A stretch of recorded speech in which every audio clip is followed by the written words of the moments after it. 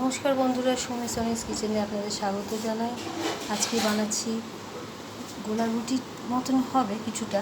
গোলা আটা নিয়েছি, একটু চালের গুঁড়ো, এখানে গাজর, কসুরি মেথি, একটু আদা, কাঁচা লঙ্কা, পেঁয়াজ, আর এখানে একটা ডিম নিয়েছি, আর নিয়েছি গোলমরিচ আর ম্যাগির মশলা, আর এখানে হচ্ছে নুন।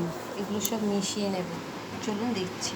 চলুন, এটা গুঁড়ে নিয়েছি, আর এখানে একটু বাটিতে তেল নিয়েছি, আর একটু এটা দিয়ে তেলটা বুলিয়ে নেব। এইভাবে এটা ভালো করে নেব। এভাবে কড়াইয়ের মধ্যে দিয়ে নিয়েছি, এটা হতে থাক। এই দেখুন, খেতে খুব ভালো লাগবে। সবই দেওয়া আছে, ধনে পাতাও দিয়েছি। এরকম করে বানিয়ে খাবেন, দেখবেন খুব ভালো লাগে খেতে, টেস্ট হয়।